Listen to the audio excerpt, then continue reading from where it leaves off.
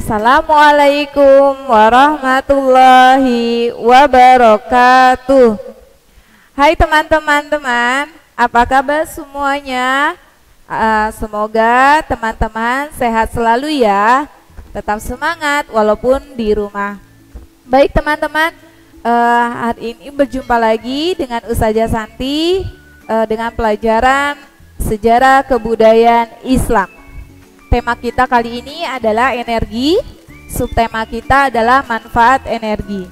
Nah, materi SKI kali ini adalah Khalifah Abu Bakar As-Siddiq bagian kedua. Kita lihat teman-teman. Kompetensi dasarnya pertama, mengetahui contoh-contoh nilai positif dan keteladanan dari Khilafah Abu Bakar As-Siddiq radhiyallahu anhu. Yang kedua, menceritakan kepribadian Abu Bakar As-Siddiq radhiyallahu anhu dan perjuangannya dalam dakwah Islam. Tujuan pembelajaran kali ini yang pertama, siswa mampu menjelaskan perjuangan Khalifah Abu Bakar As-Siddiq. Yang kedua, siswa mampu menjelaskan wafatnya Khalifah Abu Bakar As-Siddiq. Yang ketiga, siswa mampu menjelaskan keteladanan Khalifah Abu Bakar As-Siddiq. Khalifah Abu Bakar As-Siddiq diantaranya kita akan bahas perjuangan Khalifah Abu Bakar As-Siddiq. Yang kedua, wafatnya Khalifah Abu Bakar As-Siddiq. Yang ketiga, keteladanan Khalifah Abu Bakar As-Siddiq. Perjuangan Khalifah Abu Bakar As-Siddiq kita lihat dari Abu Bakar As-Siddiq diangkat menjadi khalifah. Ketika Nabi Muhammad SAW wafat, beliau tidak meninggalkan pesan apapun tentang siapa yang akan menggantikannya, menggantikan pemimpin umat Islam. Oleh sebab itu, ketika jenazah Rasulullah SAW dimakamkan, timbul perbedaan pendapat tentang siapa khalifah pengganti Rasulullah SAW. Terdapat 3 golongan yang mengusulkan untuk menggantikan Rasulullah SAW. Yang pertama, kaum Ansor mengusulkan agar khalifah diangkat dari golongan mereka, yaitu mencalonkan Sa'id bin Ubaidah. Yang kedua, kaum Muhajirin berpendapat bahwa Abu Bakar adalah yang berhak menjadi khalifah. Yang ketiga, Bani Hashim mengajukan Ali bin Abi Thalib. Kaum Ansor mengadakan musyawarah tentang pencalonan khalifah berkumpul di Saqifah Bani Sa'idah. Nah, kaum Muhajirin bergegas untuk menghadiri sidang musyawarah tersebut. Ketika utusan muhajirin itu tiba di Saqifah, kaum Ansor telah siap menetapkan dan membaiat Sa'ad menjadi khalifah. Maka terjadilah perdebatan di antara dua golongan itu dan mereka pun mengemukakan alasan masing-masing dalam menetapkan khalifah. Setelah masing-masing menyampaikan pendapatnya, kaum Ansor dan kaum Muhajirin sepakat bahwa yang paling tepat diangkat menjadi khalifah adalah Abu Bakar. Maka dengan segera Bashir bin Sa'ad, wakil dari Ansor, dan Abu Ubaidah bin Jarrah, wakil dari Muhajirin, membaiat atau menetapkan Abu Bakar sebagai khalifah. Kemudian diikuti oleh tokoh terkemuka lainnya dari golongan tersebut.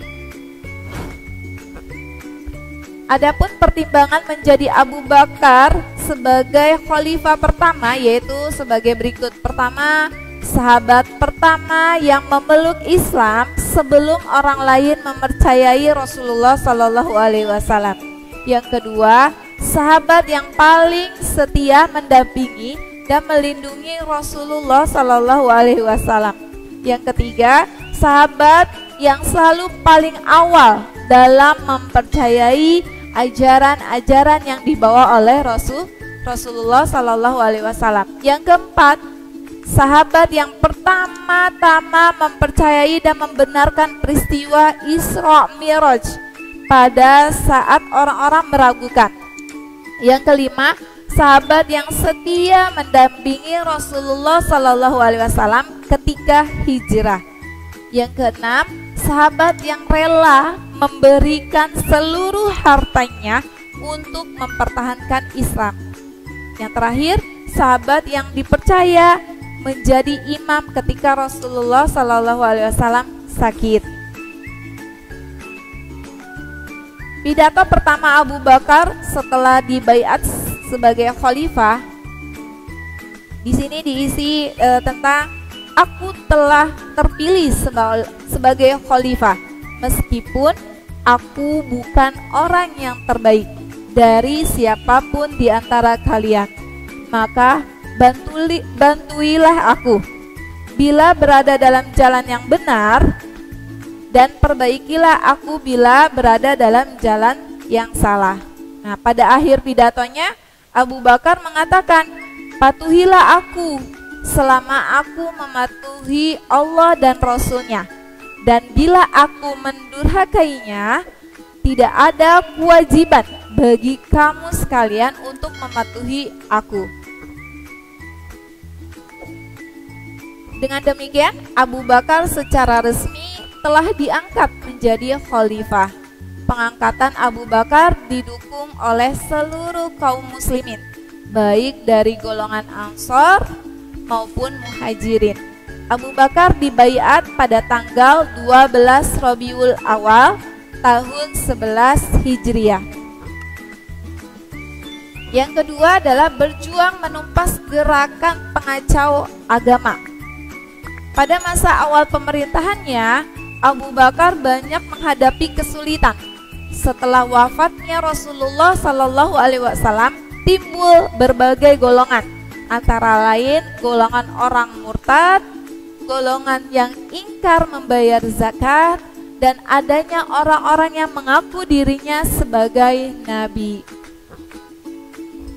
Menghadapi golongan-golongan tersebut, Abu Bakar bermusyawarah dengan para sahabatnya. Dengan kesepakatan bersama, semua golongan riddah atau golongan yang murtad tersebut harus diperangi sampai mereka kembali kepada kebenaran. Untuk menumpas mereka itu, Abu Bakar mempersiapkan 11 pasukan tentara yang masing-masing dipimpin oleh seorang panglima dan ditugaskan untuk menumpas golongan pembangkang. Setelah berhasil mengatasi orang-orang murtad dan gerakan pengacau agama, Abu Bakar bermaksud yang ketiga itu perjuangan dalam perluasan wilayah dakwah Islam.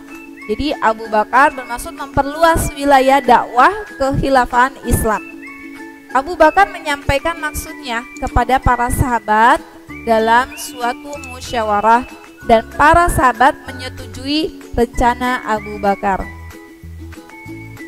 Atas persetujuan para sahabat, Abu Bakar mulai mempersiapkan pasukannya untuk ditugaskan memerdekakan beberapa wilayah hingga keluar Jazirah Arab, terutama untuk membebaskan penduduknya dari penjajahan bangsa asing seperti Irak yang dijajah Persia dan Syria yang dijajah bangsa Romawi. Yang ketiga, kodifikasi atau pengumpulan Al-Quran. Al-Quran pada masa Rasulullah Shallallahu Alaihi Wasallam tidak dibukukan. Ayat Al-Quran masih berupa lembaran-lembaran yang tersimpan di rumah para sahabat. Kebanyakan para sahabat menghafalnya atau ditulis untuk disimpan sendiri. Lembarannya pun bukan berupa kertas seperti sekarang, melainkan masih ditulis kulit kayu, tulang, pelepah kurma, dan sebagainya. Oleh sebab itu, dikhawatirkan akan hilang atau rusak. Oleh karena itu, Umar bin Khattab mengusulkan agar ayat Al-Quran itu dikumpulkan Ia khawatir karena para penghafal Al-Quran banyak yang telah gugur dalam perang. Seperti pada perang di Yamamah, telah gugur sebagai syuhada sebanyak 70 orang. Abu Bakar sangat menyetujui usulan tersebut, maka dibentuklah panitia penghimpun Al-Quran. Sebagai ketuanya ditunjuk Zaid bin Thabit. Ia adalah orang yang dipercaya Rasulullah SAW untuk menuliskan setiap wahyu. Setelah kurang lebih 1 tahun, Zaid bin Thabit dibantu anggota panitia lainnya berhasil mengumpulkan lembaran-lembaran ayat Al-Quran itu. Kemudian disusunnya seperti yang diajarkan Rasulullah SAW kepadanya. Himpunan ayat-ayat Al-Quran itu diserahkan kepada Abu Bakar dan kemudian disimpan di rumah Hafsyah binti Umar. Tujuan yang kelima, wafatnya Khalifah Abu Bakar As-Siddiq.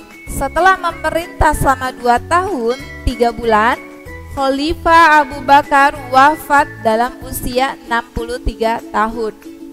Beliau wafat pada tanggal 21 Jumadil Akhir tahun 13 Hijriah, bertepatan dengan tanggal 12 Agustus 632 Masehi.